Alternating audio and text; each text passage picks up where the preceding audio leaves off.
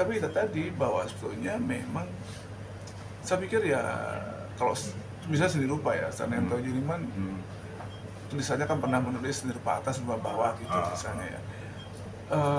Nggak apa-apa juga sih saya lihat beberapa daerah seperti bukan daerah ya, misalnya kawan-kawan perupa muda dari dari Sumatera Barat bagus banget karya-karyanya.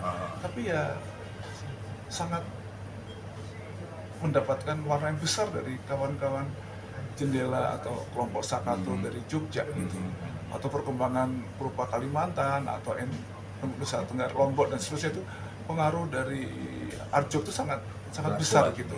Padahal kan sebenarnya bisa mengembangkan potensi-potensi lokal dengan pasar lokal gitu loh.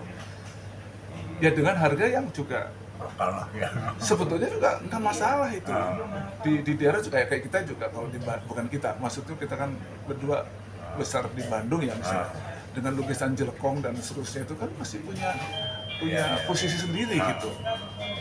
Yang mau beli lukisan jelekong ya pasti nggak akan terpikir Van Gogh atau Joseph Beuys gitu kan, nggak akan kepikiran itu gitu. Tapi kesenian masuk di dalam sehari-hari di dalam masyarakat pada konteks masing-masing yang mungkin berbeda gitu loh, man. Dan itu menarik menurut saya gitu. Nah tadi masyarakat memperlihatkan masyarakat sudah mencintai kesenian kebudayaan, dan kemudian secara fisik juga mereka membutuhkan itu sebetulnya, man. Belum yang non fisik ya, lebih untuk batinnya dan seluruh itu bisa aja gitu. Nah ya jelaslah kalau kita lihat Bali dan seterusnya, mungkin Papua dan seterusnya, itu inherent, itu masuk di dalam masyarakat itu sendiri gitu. Itu sih kalau dari saya. Itu misalnya Wan, lagi-lagi Wan, itu kamu kan sudah banyak ya dari obrolan gitu tuh, itu kesanku satu, kamu itu sangat optimis dengan seni budaya kita, potensinya segala macam. Bahkan ya itulah, kamu bisa menjelaskan potensi ekonominya dengan menurutku sangat cukup detail lah gitu. Cuma balik lagi gitu, aku melihat minat atau peran swasta untuk itu tadi misalnya, ada nggak misalnya di kota lain ya, misalnya yang terpikir untuk mengikuti gaya atau modusnya Jember Fashion Week misalnya, nah kayak gitu, atau misalnya bikin dia fokus ke pagelaran musik misalnya. Aku ngeliat nggak ada gitu. Ya, tapi kalau aku lihat tadi ya bukan aku lihat tadi ya, banyak strategi branding buat perusahaan itu sudah menyentuh ke sana. Sebetulnya. Ya, dan kemudian kesadaran bahwa perusahaan itu tidak hanya berorientasi pada keuntungan semata, tapi kalau mau jangka lebih panjang, maka dia harus lebih dari itu berpikirnya. Nah itu ada ya. Dan sebetulnya perusahaan-perusahaan makin besar ini yang di dunia modern, berapa banyak lukisan yang dibutuhkan untuk kantor itu sendiri misalnya, ya. Dan kemudian untuk berbagai event ya kembali lagi ya, hiburan dan sudah dipakai gitu kan ya. Tetapi bahwasanya kesenian menjadi penting, kita sepakat bahwa itu perlu didorong bareng-bareng. Nah itu yang kadang-kadang masih ragu-ragu. Sekarang peluangnya yang harusnya bisa didorong saat ini menurut saya. Saat ini ya, jadi gimana ya? Jadi apa ya? Bahwa seni itu penting di dalam kehidupan itu, nah itu kita sepakat dan mendorong itu. Nah, itu mungkin platform yang lebih besar begini, Mas.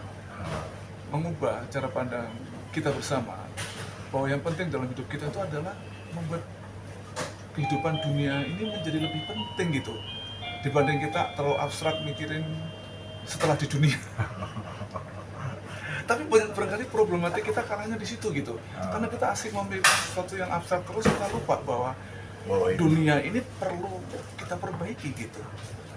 Tidak hanya kesenian ya, ilmu pengetahuan bagaimana kita harus mencari jalan keluar berbagai persoalan dengan ilmu pengetahuan dan seterusnya gitu. Nggak cuma kemudian begitu lahir belajar sesuatu terus kemudian diam dan kemudian fokus kepada dunia nanti. dunia nanti. Kalah deh, ini yang terjadi ya, kalah tidak hanya di dalam kemakmuran dan seterusnya, tapi juga ya tadi kemudian kesenian menjadi sekian gitu ya. Iya, iya. Nah, juga kemudian untuk layanan negara kepada kesenian itu memang prioritasnya memang satu memang pendidikan, terus kemudian kesehatan, ekonomi, terkait dengan ekonomi, baru kemudian kesenian itu sendiri gitu ya. Tapi kalau melihat tadi dia juga punya fungsi kebudayaan, sosial, dan selanjutnya juga ekonomi, ini bisa menjadi prioritas sebetulnya gitu ya.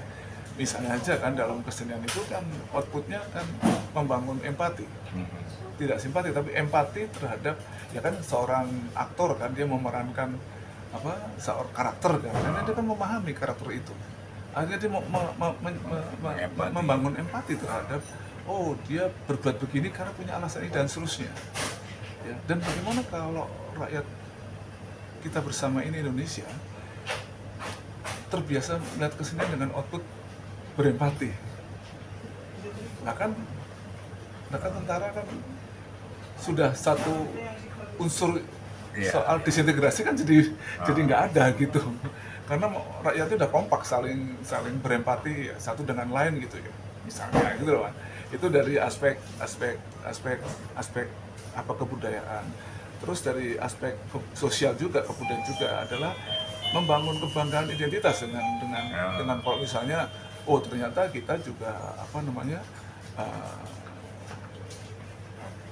budaya kita yang memang dari ribuan tahun yang lalu sampai saat ini sebetulnya budaya yang kuat sekali gitu.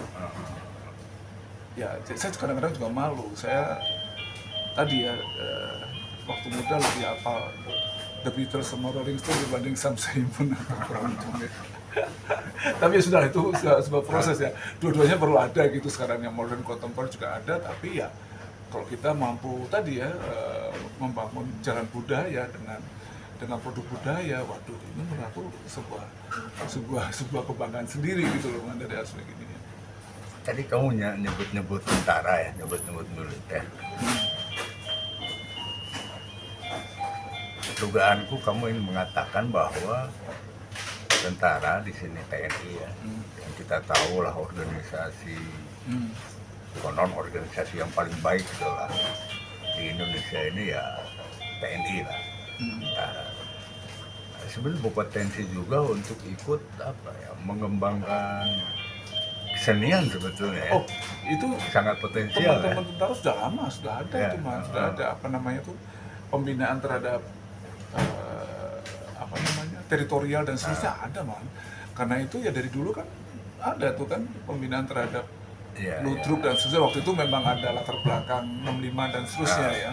Tapi ya tadi man, bahwa sebetulnya kalau rakyat kita tuh kompak ya, maka kerja tentara makin ringan. Itu biaya alutsista yang sangat murah gitu man. Dibanding beli satu pesawat gitu kan berapa man.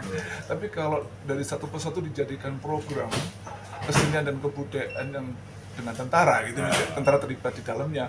Tapi bagian loh ya, bukan satu-satunya gitu ya. Karena memang saya kira ya tentara kan tidak mempelajari detail soal teater dan seterusnya ya gitu. Itu menjadi baik gitu misalnya.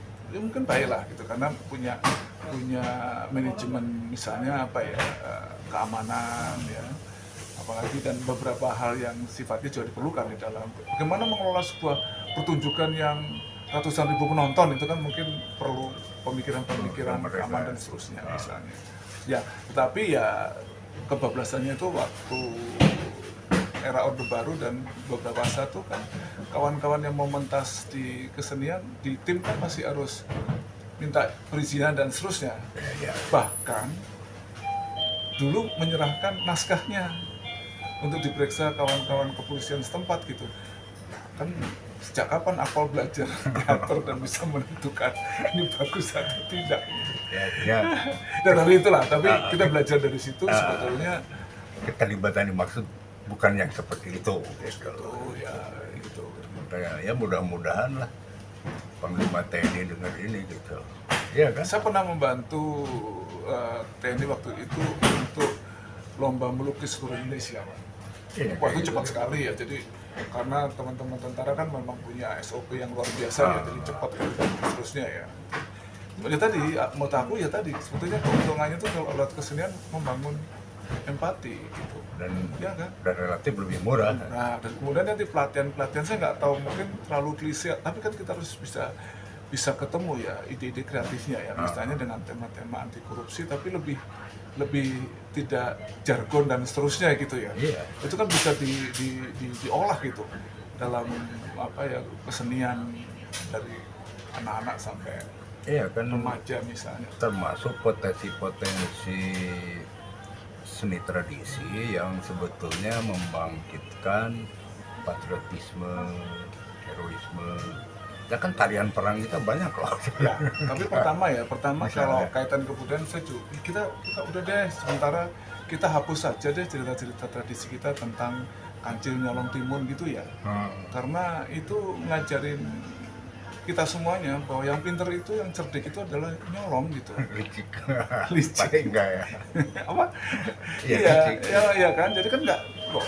Ya walaupun nantinya diinsafkan oleh petani ya, tapi kan yang jadi tema utamanya kan kecerdikan untuk ngorbanin orang lain gitu ya, nyolong dan seterusnya gitu loh. Nah itu juga mungkin kita juga harus terbuka gitu ya. Ada beberapa yang melemahkan dan seterusnya ya, ini mungkin ya kita hapus saja kan nggak masalah. Tradisi itu dulunya juga buatan manusia kan. Iya, iya.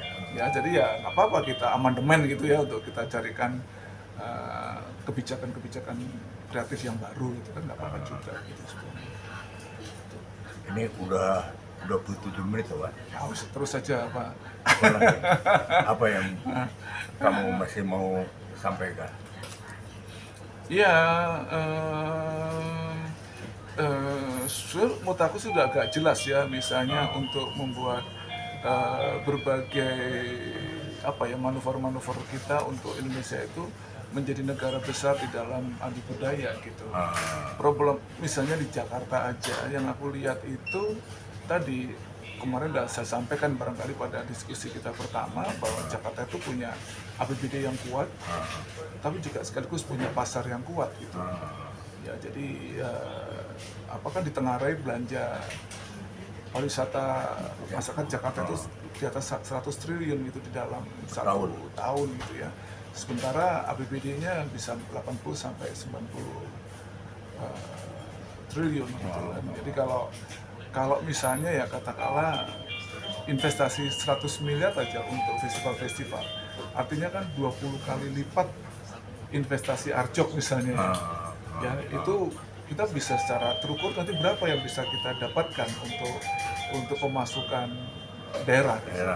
Karena misalnya begini, misalnya Coldplay itu kan satu hari ditengahnya mampu memberikan kontribusi ekonomi di Jakarta hingga 1 triliun gitu. Ya untuk sehari, untuk ya mungkin 3 hari ya, karena yang nonton datang nonton pulang ya, itu mungkin belanjanya rata-rata per orang bisa 15 jutaan misalnya dengan minat dan seterusnya. Nah, itu kan peluangnya kan sangat besar. Nah, kita lihat Pantai Indah Kapuk kan seni rupa itu menjadi meledak gitu kan. Di Jakarta ini berbagai galeri dan transaksi juga luar biasa, Artjak dan Art Jakarta dan kemudian Art Moment, iCat dan seterusnya tuh sekarang tuh Jakarta lagi luar biasa ininya kegiatannya. Juga kemudian juga musik dan seterusnya Pak. Nah ini kan bukan mekanisme ya, kekuatan pasar yang sudah kelihatan gitu Pak. Nah nanti bayangin kalau nanti diinjeksi oleh APBD gitu dengan perencanaan yang lebih terukur dan seterusnya gitu. Bukannya nggak mungkin kita bisa menjadi negara besar budaya dunia gitu, bersaing dengan Milan dan seterusnya gitu ya, Tokyo dan seterusnya. Persoalannya satu, konsolidasi antar institusional ini loh. Kalau di nasional tuh antar kementerian tuh kan jalan sendiri-sendiri misalnya. Jakarta juga begitu gitu kan, bagaimana sih antara dinas yang terkait dengan kebudayaan, dengan DKJ, dengan ini ya, itu bagaimana menjadi sebuah persekutuan ya, yang kemudian mampu melahirkan perencanaan-perencanaan yang kemudian juga terukur gitu. Baik dari kontennya harus kelas dunia, ya, tapi kemudian juga punya multiplier efek yang kuat ya. cukup kuat gitu. Jogja cuma dengan 5 bisa dapetin 5 triliun kontribusinya ya, PAD-nya mungkin 500 miliar lah, dengan kita 100 miliar kan kecil misalnya untuk Jakarta.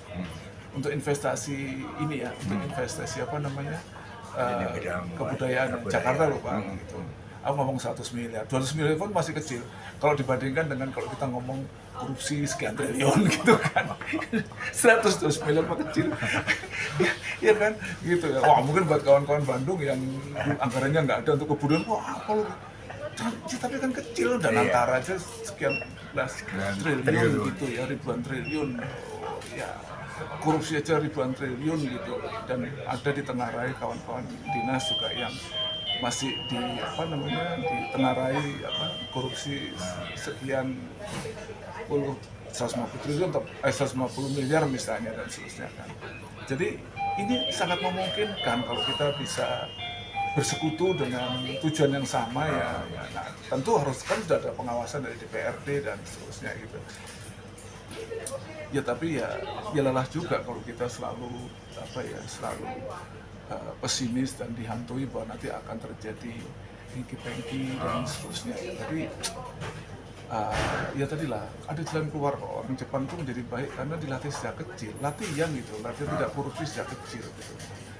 Itu yang mudah-mudahan obrolan ini tidak menjadi memperkeruh kegalauan hati kita atas korupsi yang gila-gilaan dan berbagai tumbangnya industri gitu ya, dan seterusnya. Tapi sekali lagi buat saya tadi saya gelisah tadi munculnya konservatif di dalam masyarakat itu atas keterbukaan. Itu sebetulnya yang bising itu politik, bukan kesenian. Yang bising itu diskusi hukum, bukan, nggak ada lagi orang seni naik meja gitu ya, orang hukum. Dua ada. Diskusi ngamuk dia naik meja ada, itu seniman itu barangkali orang hukum jadi ya. Sementara orang seni udah rapi-rapi gitu, mau diem aja gitu, kok jadi kesenian yang dituduh nggak boleh ini nggak boleh itu gitu loh. Aku setuju sih.